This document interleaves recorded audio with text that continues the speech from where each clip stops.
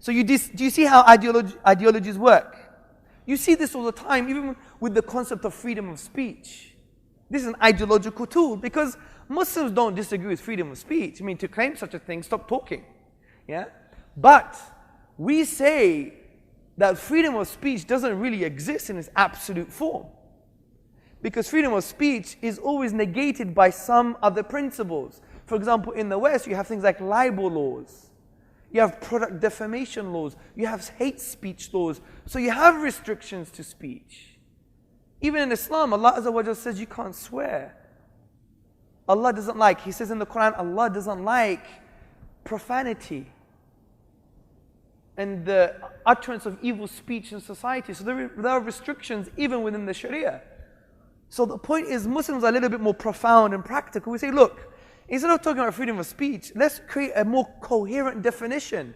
Because the most coherent definition is what? That you can express yourself in the context of law and values. Because the society is not necessarily going to say things that's against its own values. So you're going to express yourself in the context of law and values. So the discussion should be not, do we believe in freedom of speech? But the discussion should be, what law and what values? But that never happens. Why does that never happen? Because they have an ideological perspective. Freedom of speech is there because they want to insult.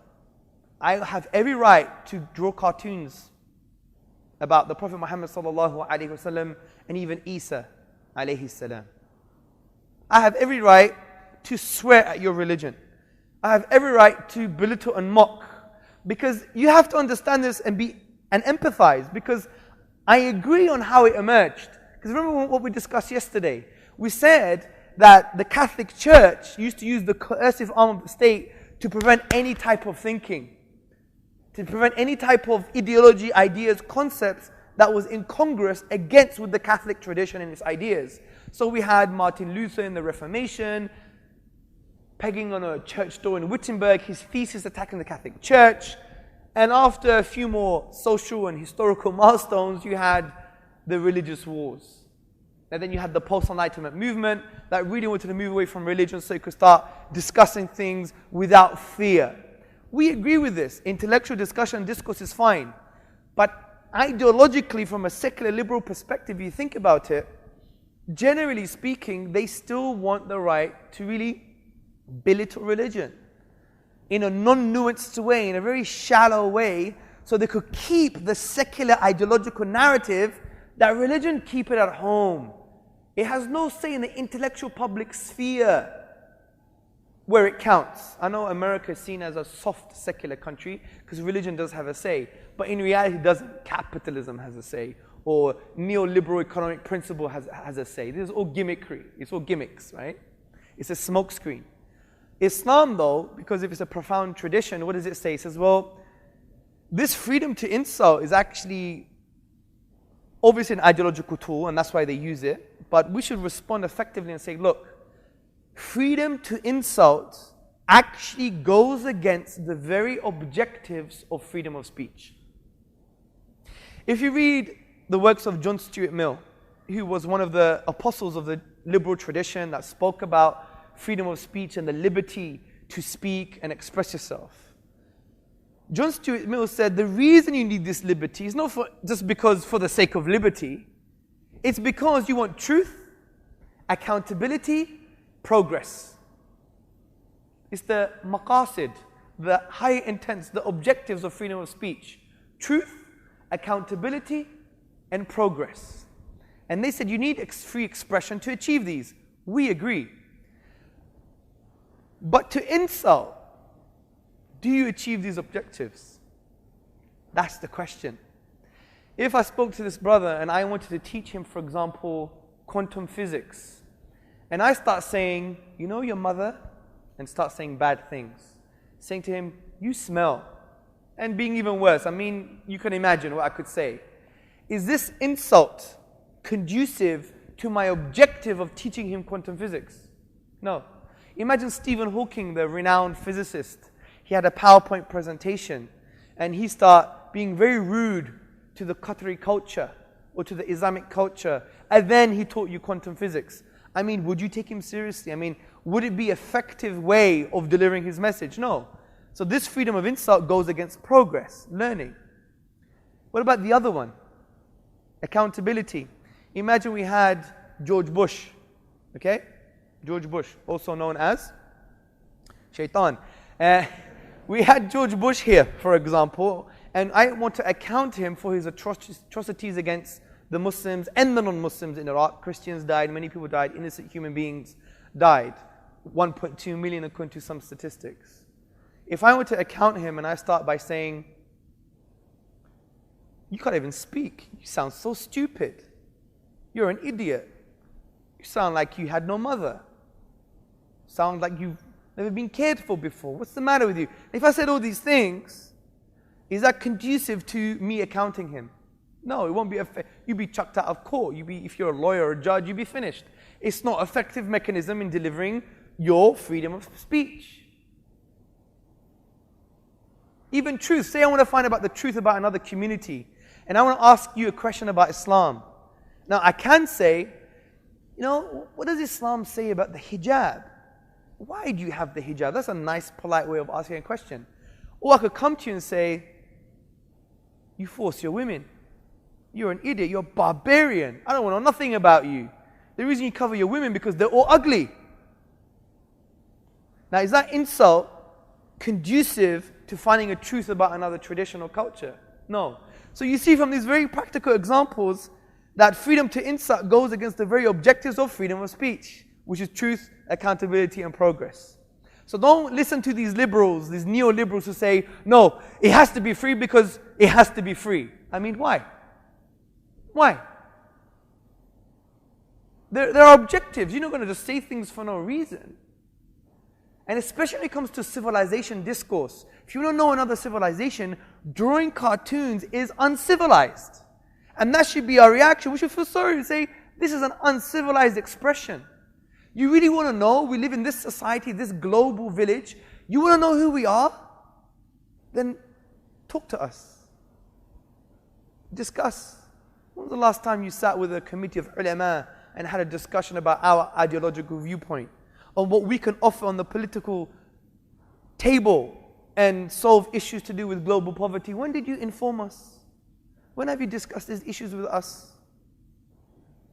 But instead, again, because ideologies want to protect themselves, they use things like whether it's education or other institutions and ideas like freedom of speech in a very skewed way to focus on the insult and ridicule religion, especially Islam. And let me tell you why this is true. In France, there was a famous cartoonist, and he used to write as well, and he wrote in a famous French magazine, lambasting, taking the mick, if you like, out of Sarkozy's son, because apparently his son married just for money. He was sacked. It wasn't published. So there's no freedom of speech for political sensitivities. You see? Do you see the hypocrisy and the dichotomy here? Why not? We had other aspects. Some newspapers, they did some cartoons on the Jewish tradition, on the Christian tradition, said, no, this is going to offend people. Where was the freedom of speech there?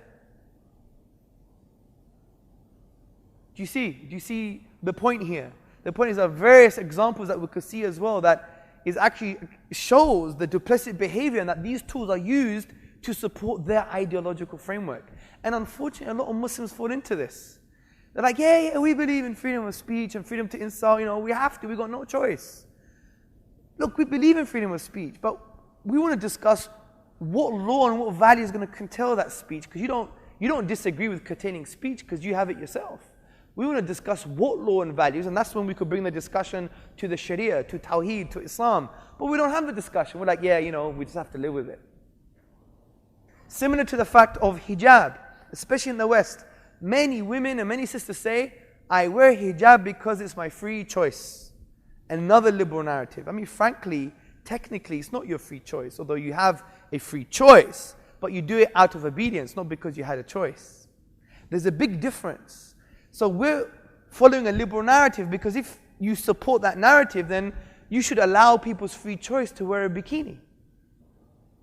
or to run around naked. Do you see the point here? It's a very subtle point.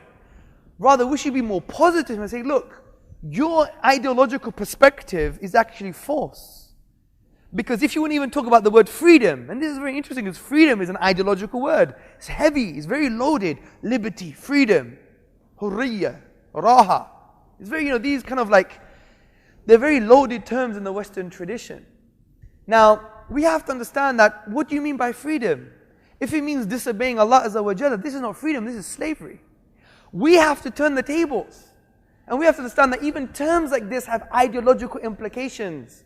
This is why I'm focusing this in the first part of the talk, so you understand how secular liberal institutions want to protect themselves, and they use subtle ideas that permeate throughout the Muslim world and in the East and in the West. And they use institutions for this. We saw that with evolution, we see this with freedom of speech, and now think about the word freedom. Now imagine if we turn the table, say I was a sister, I wore a hijab. Instead of saying it's my free choice, I said this. I said, my obedience to my Creator actually liberates me. Unfortunately, you are in a state of slavery. I am liberated. And let me give you a few reasons why. And listen to these reasons. There was an American writer that once wrote that your birth, my birth, our birth, being born, is like being kidnapped and sold into slavery. Kidnapped, then sold into slavery. Where are you from, brother? You're Indian, yeah? Did you choose to be Indian? Did you choose to be Indian? No. You're a slave to ethnicity. You had no choice. Where are you from, brother? You're Indian as well. You had a choice where you're from? Brother, you're a man, right? Did you choose to be a man? You had no choice to be a male. Did you choose to have this color of skin, brother? Nice, tan, brown skin, mashallah, tabarakallah? No. Did you choose to be a French white man? No, you didn't. C'est impossible. It was impossible. It was impossible. Sisters, did you choose to be a woman? لا يمكن. It was impossible for me to change. Do you see the point here? Did you choose to be Qatari?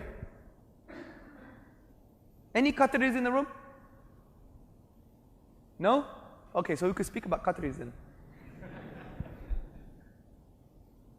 So, let's go back to the freedom issue. So you didn't choose these things, you didn't choose your socio-economic context. So you're a slave in a way to this socio-economic context. Similarly, if you just obey your carnal instincts and your desires, you are a slave to your carnal instincts and desires. If you do things just because Qatari TV or Bollywood, Hollywood, Lollywood, wherever these woods come out from any wood, yeah? All these stuff coming out, you do it just because of the celebrity culture. I have to look like this. And and I have to wear a mustache because in my culture, much nahi to kuch nahi. Which means in Urdu, if you don't have a mustache, you don't have anything. SubhanAllah, they have this in Pakistan. Yeah? Even the Prophet told us to Now, don't get me wrong, I'm not trying to condemn anybody. I'm just trying to show how we have social influences. Like even when, like a man, I dress like this because, I don't like dressing like this. Well, to be honest, I don't have any dress sense. If you saw me yesterday, I'd dress like anything. I'd dress like a Pakistani, I'd dress like an Arab, I'd dress like a Westerner. I use some of my dad's clothes, that's why, yeah. So I just borrow my dad's clothes.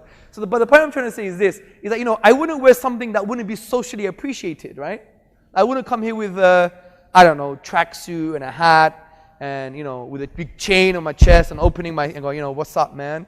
Wagwan. Yeah, I wouldn't be like this, would I? Because it's not socially acceptable. So we have social influences that influence even the way we do things, right? This is what you call a social construct or the development of a social norm that affects our disposition and who we are, whether it comes to clothing, when it comes to ideas, because human beings have a need for certainty. And when they're not certain about something, they look for society as that certainty, so we emulate society. So we're a slave to social pressure. We're a slave to our context. We're a slave to our desires. This is why the Muslimah is free. She's truly liberated when she wears the hijab. How dare they say our sisters are not free? Wallahi, our sisters are far more liberated than anybody else. Why? She doesn't do it for social pressure. She doesn't do it for her ego. She doesn't do it because other people tell her. She doesn't do it because of her context. She does it for Allah Azza wa Jal, which transcends all of these things. And that gives her true freedom. Interestingly, the word ruh has the same etymological root as raha, which is like a liberty in Arabic. Freedom. So the ruh is always looking for freedom. And the way it does that is how? By worshipping Allah Azza wa Jal. The 14th century theologian and scholar, Ibn Qayyim, what did he say? He said true liberty lies in ubudiyah, in servanthood, enslavement to Allah Azza wa Jal. Because Allah knows you better than you know yourself. Allah knows Hamza better than Hamza knows Hamza. So when you're in a state of servanthood with Allah, you're truly free. And if you're not enslaved to Allah Azza wa Jal, you are the slave. Imagine if we turn the tables like that. But no, we say, I wear hijab because of my free choice. It's all about the narrative. It's all about what kind of lenses are you using to see the world. Imagine we had our amazing sisters going on TV or radio, writing articles and saying, I'm more free than you. Because I'm not doing it for the enslavement of my ego or the enslavement because the celebrity social culture, L'Oreal, because I'm worth it. Yeah?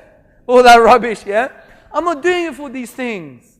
I'm doing it for the one that created all of these things, which frees me from the shackles of the dunya. Beat that narrative. You can't. It's a very... Wallahi, I was in Norway, and I spoke to this 19-year-old, very clever guy, and I spoke to him about the concept of freedom, because, you know, in Norway and in Western culture, freedom's a big thing, and I turned the tables, and he was really worried. He thought he wasn't free anymore. I said, well, the only way to do that now, to become free, is worship God. That's true freedom from that perspective. He became Muslim because he really saw that everything I've done is because of my ego. It's limited. It's because of social pressure. It's limited. It's because of my context. I had no choice in this. But when I enslave myself to the divine reality, to Allah, it frees me from the dunya and I'm truly liberated. Does this make sense, ikhwan and akhawat, brothers and sisters? It's a very profound concept.